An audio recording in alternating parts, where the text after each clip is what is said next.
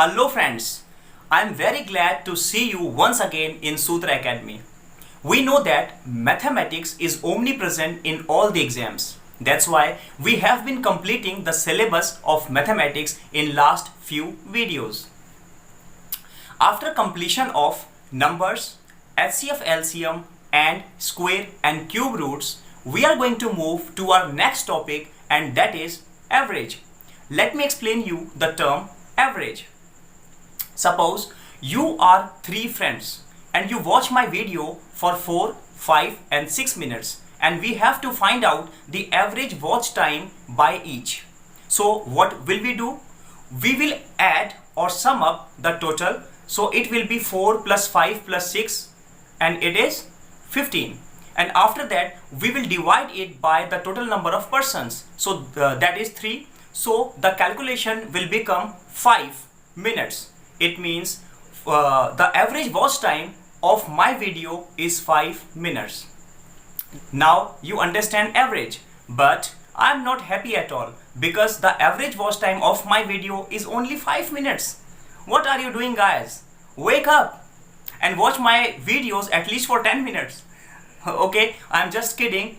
Now let's move to the topic average. दोस्तों, average की question solve करते समय आपको इसका बेसिक फॉर्मूला हमेशा याद रखना है, और वो क्या है? Sum of observations divided by total number of observations. ठीक है, इसका हर क्वेश्चन पे यूज आएगा कहीं ना कहीं. देखते हैं कैसे यूज आता है इसका. हमारे पास ये क्वेश्चन है, if 25a plus 25b is equals to 115, तो a और b का आप एवरेज बताएं कि क्या होगा. a और b को मिला के नहीं बताना, अलग अलग बताना है. ठीक है, इक्वेशन को पकड़ लेंगे हम लोग. ये इक्वेशन है और देख सकते हैं दो अननोन नंबर है a और b, लेकिन यहां पर लीनियर इक्वेशन इन 2 वेरिएबल्स हम सॉल्व नहीं कर सकते क्योंकि दूसरी इक्वेशन नहीं है हमारे पास. हम लेकिन इसको एवरेज से बहुत आसानी से सॉल्व कर देने वाले हैं. देखिए, इसमें से मैं 25 कॉमन निकाल लेता हूं. ठीक है, तो मेरे पास ब्रैकेट के अंदर क्या बच गया? a प्लस b और इक्वल्स टू में 115 एज इट इज. अब आप देखेंगे 25 इसके साथ में क्या हो रहा है? मल्टीप्लाई हो रहा है. इनके बीच में कोई साइन नहीं है तो मल्टीप्लाई का साइन है. ये इक्वल टू के उधर जाकर के क्या होगा? डिवाइड. और डिवाइड होने के बाद जो आंसर आएगा हमारा वो आएगा 23/5. ये a और b को मिलाने के बाद आ रहा है. अब हमें क्या निकालना है? हम देखेंगे दो ऑब्जर्वेशन है हमारे पास और हमें किसी एक का एवरेज निकालना होगा. तो हम क्या करेंगे? उसे 2 से डिवाइड कर दीजिए क्योंकि नंबर ऑफ ऑब्जर्वेशंस 2 है हमारे पास. तो सिंपल देखो, मैंने यहाँ पे 2 से उसको डिवाइड किया और हमारा आंसर आ गया 2.3. बैंक पीओ 2009 में ये क्वेश्चन पूछा गया है. मैं आपको बता दूं, बैंक पीओ यानी कि प्रोबेशनरी ऑफिसर, और ये क्लर्क के पेपर से टफ होता है. और ये क्वेश्चन हमने कितनी आसानी से कर लिया आप समझ सकते हैं. ठीक है, इसी तरह से आप ध्यान से वीडियो देखते रहिए. सारे के सारे क्वेश्चंस बहुत यूनिक आने वाले हैं और बहुत इजी तरीके से हम इनको करने वाले हैं.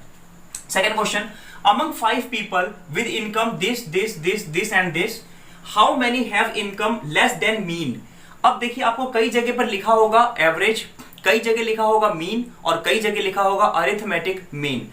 आप इतना समझ ले कि ये जितने भी टर्म्स यूज हो रहे हैं ये सब के सब एवरेज के लिए हो रहे हैं. ठीक है, अब हमारे को यहां पर ध्यान से देखा जाए तो क्वेश्चन में पूछा, हमसे मीन नहीं पूछा गया, यानी कि एवरेज नहीं पूछी गई है. हमसे पूछा गया है how many have income less than mean, यानी मीन से कम. लेकिन मीन तो निकालना पड़ेगा उसके लिए. तो इसमें दो चीजें हैं, एक तो मीन निकालेंगे हम और फिर नंबर ऑफ पीपल निकालेंगे जिनका मीन से कम सैलरी है. ठीक है, तो आप इन सबको, बहुत सिंपल मेथड है, 1 2 3 4 5 लिखा भी है हमारे पास. इन सबको प्लस करके आप 5 से डिवाइड कर दें तो आपका मीन आ गया, यानी कि एवरेज आ गया. ठीक है, वो करने के बाद हमारा कितना आ गया?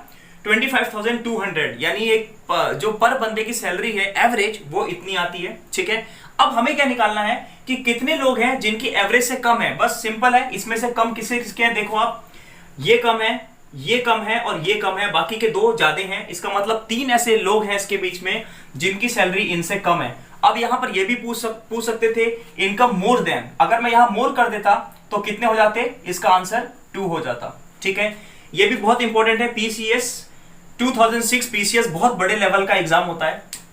ठीक है, पब्लिक सिविल सर्विस कहते हैं, यूपीएससी का एग्जाम है ये. आगे देखते हैं हम लोग. थर्ड क्वेश्चन हमारा, the mean of first 11 natural numbers is. अब आपको मीन निकालना है फर्स्ट 11 नेचुरल नंबर. 2 मेथड है निकालने के. एक तो 1 से लेकर के 11 तक को प्लस करो, 11 10 9, ठीक है ना, और टाइम वेस्ट करो. दूसरा इसका बहुत सिंपल मेथड है, आप n+1/2 कर देंगे। n यानी कि नंबर ऑफ टर्म्स, ये फॉर्मूला उसी क्वेश्चन में लगेगा जहां पर नंबर ऑफ टर्म्स दे रखी हो, यानी कि नंबर ऑफ ऑब्जर्वेशंस दे रखी हो, और लाइन से हमारे पास बहुत बड़ा नंबर हो, 100 तक भी हो, पहले 1000 तक हो, ठीक है, वो इसी मेथड से निकल जाएगा। तो n हमारा कितना है 11, और n+1 कितना हो जाएगा 12, यानी 11 + 1 12, सिंपल। तो इन ये बीच में साइन कुछ नहीं है, मल्टीप्लाई फिर बता रहा हूं मैं, तो यहां पर मल्टीप्लाई का साइन लगाया और ये नीचे 2 से डिवाइड कर देंगे, तो हमारा जो यहां पर कैलकुलेशन में आंसर आ रहा है वो आ रहा है 66। लेकिन ये एवरेज नहीं है, ये हम लोग इस पोजीशन पे ले आते हैं कि इसका अब एवरेज निकाल सकें। ये टोटल आ गया हमारा, यानी यहां से लेकर के यहां तक का सम निकाल लिया है हमने इस मेथड से, ठीक है। अब हमारे को कितने का एवरेज निकालना है 11 का, तो आप इसको 11 से डिवाइड कर दें तो आपका आंसर सिंपल आ जाएगा 6। और ये PCS 2009 का क्वेश्चन है, ये भी बहुत इंपॉर्टेंट क्वेश्चन है। नेक्स्ट क्वेश्चन देखेंगे, the average of first 100 positive integers. फिर से वही बात, देखो पॉजिटिव इंटीजर्स क्या होते हैं पहले ये समझ लो। 1 2 3 4 से जो नंबर स्टार्ट होंगे सारे 1 से स्टार्ट होते हैं और आगे तक चलते हैं, वो पॉजिटिव इंटीजर्स होते हैं। अगर मैं नेगेटिव इंटीजर्स की बात करूं तो -1 से स्टार्ट होते हैं, पीछे की तरफ चलते हैं। 0 आप कभी कैलकुलेट नहीं करेंगे अगर पॉजिटिव और नेगेटिव की बात हो रही है। 0 is neither positive nor negative, ये चीज ध्यान रखनी है आपको, ठीक है।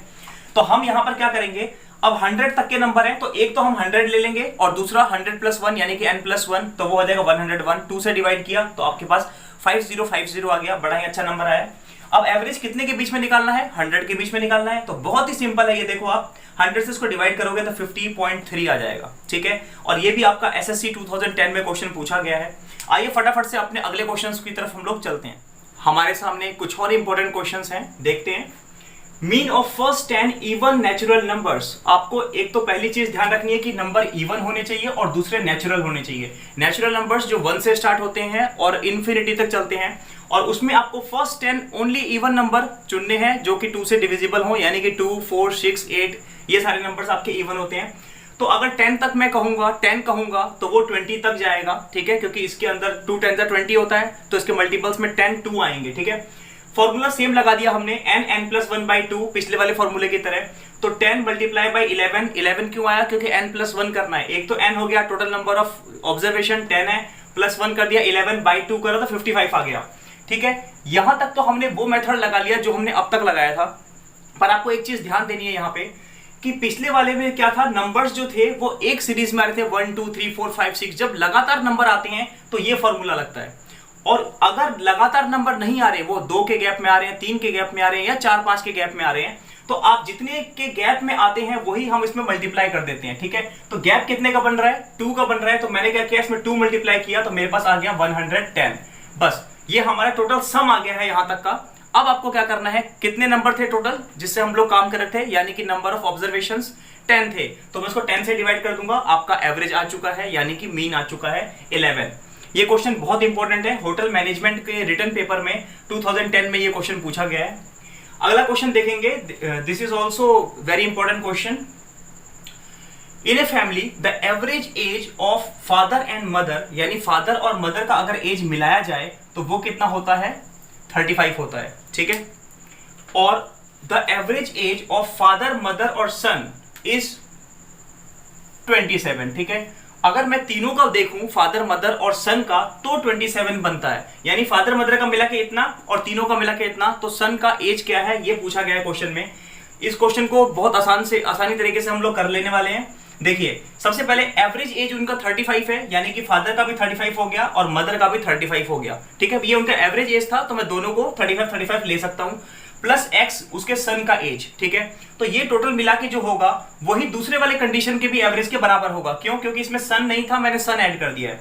अब इसमें देखिए टोटल मिला के तीनों का क्या था, 27 था, तो मैं 27 + 27 + 27 कर दूंगा।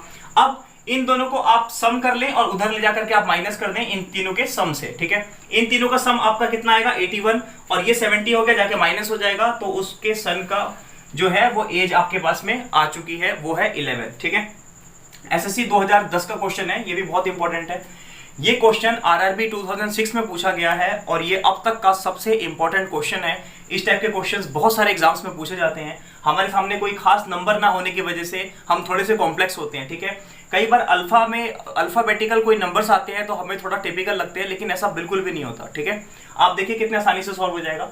The average of x1 x2 x3 x4 is 16 यहाँ पे मिस हो गया मेरे से, यहाँ पे 16 आएगा, ठीक है।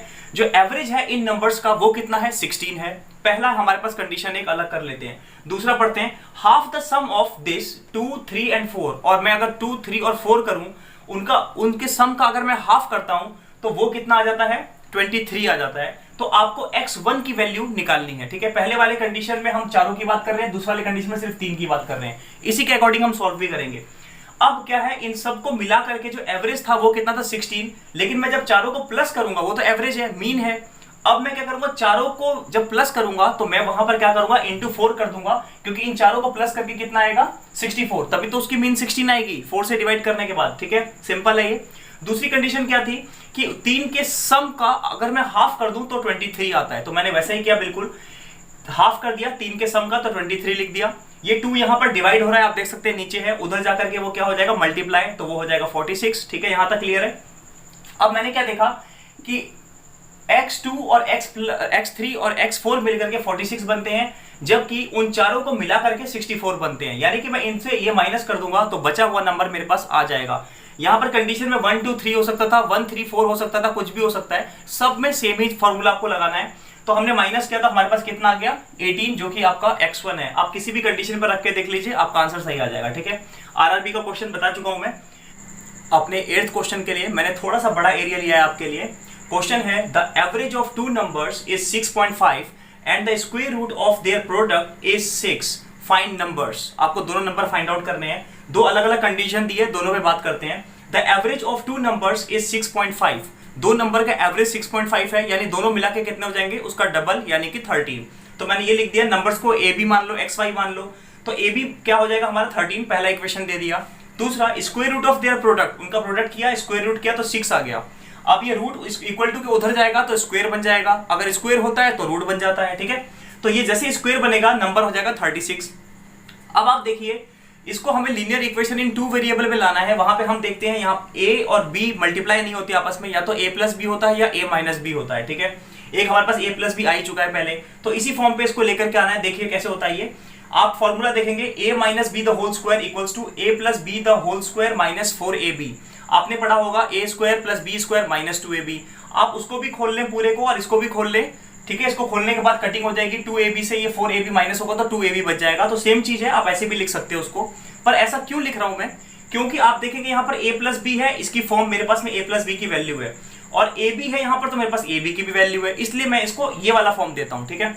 तो a प्लस बी कितना था 13, तो 13 का स्क्वायर हो गया, बीच में माइनस है तो माइनस 4 इंटू ए बी कितना था 36, तो 36 कर दिया, कैलकुलेट कर दिया तो 25 आ चुका है। अब आप देखेंगे 25 किसकी वैल्यू थी, a minus B the whole square की, इसी को हमने ओपन किया था। स्क्वायर इक्वल टू के उधर जाके क्या बन जाएगा, रूट बन जाएगा।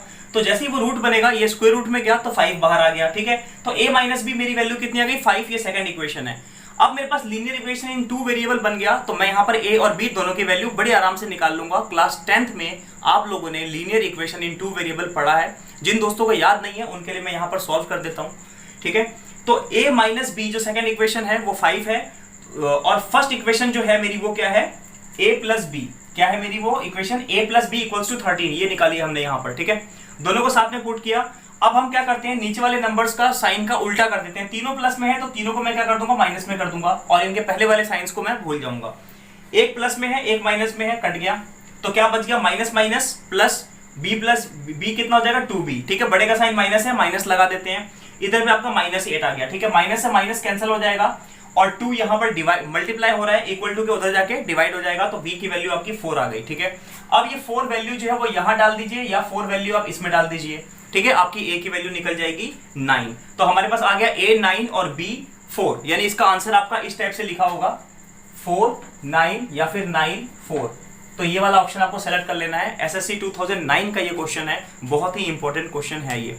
आइए कुछ और क्वेश्चंस बचे हैं, उन पर भी हम लोग चर्चा करेंगे। हमारे सामने डिस्टेंस और स्पीड पर एक ट्रिकी क्वेश्चन है, उसको बहुत आसानी से हम सॉल्व कर लेंगे, लेकिन ये क्वेश्चन बहुत इंपॉर्टेंट है, तो आप इसको ध्यान से समझें। A motorist travels to a place 150 kilometre away at a speed of 50 kilometre per hour and returns at 30 kilometre per hour. यानी जो मोटरिस्ट है वो एक रास्ता तय करता है, उस रास्ते का जो डिस्टेंस है वो 150 किलोमीटर है, ठीक है। तो ये आपका डिस्टेंस हो गया, और उसी रास्ते से वो जा रहा है, उसी रास्ते से आ रहा है, यानी डिस्टेंस तो सेम रहेगा, डिस्टेंस बदलेगा नहीं, पर उसकी स्पीड बदल रही है। यहाँ पे स्पीड उसकी एक बार 50 रह रही है और दूसरी बार 30 रह रही है किलोमीटर पर आवर पर। हम देख रहे हैं यहाँ पर कि डिस्टेंस एक ही है, सेम डिस्टेंस है वो भी, और स्पीड अलग अलग है। तो जब कभी ऐसी कंडीशन हो तो हम लोग फॉर्मूला लगाएंगे ये वाला 2xy by x plus Y. ये x और y क्या चीज है, ये पहली स्पीड हो गई और ये दूसरी स्पीड हो गई। अब आप देखेंगे इसमें कहीं पे डिस्टेंस तो आ ही नहीं रहा। तो बच्चों यही बात यहाँ पर ध्यान देने वाली है कि अगर सेम डिस्टेंस हो और स्पीड अलग अलग हो तो हम ये फॉर्मूला लगाएंगे, वहां पर डिस्टेंस की कोई बात नहीं होगी। सीधा फॉर्मूले पर आप वैल्यू पुट करिए और आपका आंसर आ जाएगा 37.5 किलोमीटर पर आवर। ठीक है। अब अगर मान लीजिए कि आपके पास में किलोमीटर पर आवर में हमारे पास ये आंसर आया, यहां पर ये भी हो सकता था कि मीटर पर मिनट। ठीक है। तो अगर कभी ऐसा क्वेश्चन आए तो इसको आपको क्या करना है, मीटर में करना है और उसको मिनट में करना है। तो किलोमीटर को मीटर में चेंज करने के लिए क्या करना होता है 1000, और आवर को मिनट में चेंज करने के लिए 60। ठीक है। अगर सेकंड्स बोल दिया जाए तो 3600 से आप उसको क्या करेंगे, मल्टीप्लाई कर लेंगे और आपका आंसर आ जाएगा। इसी पे ये मल्टीप्लाई कर लेंगे, सिंपल। बस आपको ये देखना है कि यूनिट क्या पूछी गई है। फिलहाल यूनिट ये पूछी गई है तो हमारा आंसर जो होगा ये हो जाएगा। क्वेश्चन जो है LICADO 2008 में पूछा गया है। This is very important question. और आप देखते हैं स्पीड के ऊपर, डिस्टेंस के ऊपर, ट्रेन, इन सब के या व्हीकल्स के ऊपर हमारे को क्वेश्चन पूछे जाते हैं। ठीक है। तो इंपॉर्टेंट है, एक बहुत इजी सा क्वेश्चन है, मैंने डाल दिया है आप लोगों के लिए। कई बार ये क्वेश्चन पूछा जाता है। A cricket team of 11 members scored average 23, यानी कि एक 11 बंदों की टीम है क्रिकेट की, वो एवरेज 23 रन बना रहे हैं। यानी सबका अगर देखा जाए तो 23 रन के स्पीड से बना रहे हैं, 23 के एवरेज से बना रहे हैं। फर्स्ट प्लेयर स्कोर्ड 113 रन, पहला जो प्लेयर है उसमें से 113 अकेले मार लेता है, समझ जाओ वो मैं हूं। ठीक है। इसके बाद what is the average of others, तो बाकी का एवरेज क्या होगा। तो आप क्या करेंगे, सबसे पहले आपको 23 जो एवरेज दिया है वो कितने प्लेयरों का है, 11 का है। तो आपने उसको 11 से इंटू करके ये बना दिया कि उस टीम ने टोटल स्कोर कितना किया है। तो टीम ने कितना स्कोर कर दिया 253, जिसमें से एक अकेले बंदे यानी कि मैंने कितना स्कोर किया 113। तो मैं इसमें से अगर ये माइनस कर दूंगा तो बाकी के टीम ने जितना स्कोर बनाया है वो आ जाएगा। तो इसमें से एक माइनस करते ही कितना हो जाएगा 140। और मैं अपना अगर अलग कर दूं, यानी कि 11 में से एक प्लेयर अलग कर दूं तो बचता है 10। तो मैं उसको 10 से डिवाइड कर दूंगा तो एवरेज आपका स्कोर आ जाएगा बाकी टीम वालों का। ठीक है। ये बहुत इंपॉर्टेंट क्वेश्चन है। और इसी के साथ में अब वक्त आ चला है कॉन्टेस्ट का। मैं इसमें आपको पिछले कॉन्टेस्ट के विनर का नाम और एक नया कॉन्टेस्ट आपके लिए रखने जा रहा हूं। दोस्तों मेरी हमेशा से ये कोशिश रहती है कि मैं ज़्यादा से ज़्यादा क्वेश्चंस करवाऊं और अलग अलग टाइप के क्वेश्चंस करवाऊं। और आप सभी ये सारे क्वेश्चन समझते हैं, इसके आंसर्स भी करते हैं, सब करते हैं। लेकिन मैं आपको बताना चाहता हूं कि जो क्वेश्चंस हम लोग इस वीडियो में कर रहे हैं वो पर्याप्त नहीं है कॉम्पिटिटिव एग्जाम क्लियर करने के लिए। ऐसा इसलिए है क्योंकि हर एक टाइप पर आपको कम से कम 5-5, 6-6 क्वेश्चन फाइंड आउट करने हैं और उनके सॉल्यूशंस करने हैं। बहुत जल्द मैं अपनी वेबसाइट पर बहुत सारे सैंपल पेपर्स खुद बना करके डालूंगा, उनके आंसर्स भी डालूंगा। तो आप मेरे वेबसाइट भी चेक कर सकते हैं। फिलहाल आपको वेबसाइट पे काफ़ी सारी नॉलेज मिल जाएगी। मैं वेबसाइट का लिंक भी शेयर कर दूंगा, आप प्लीज़ उसको देखें। हम बात करते हैं लास्ट कॉन्टेस्ट की। लास्ट कॉन्टेस्ट का क्वेश्चन ये था। ठीक है।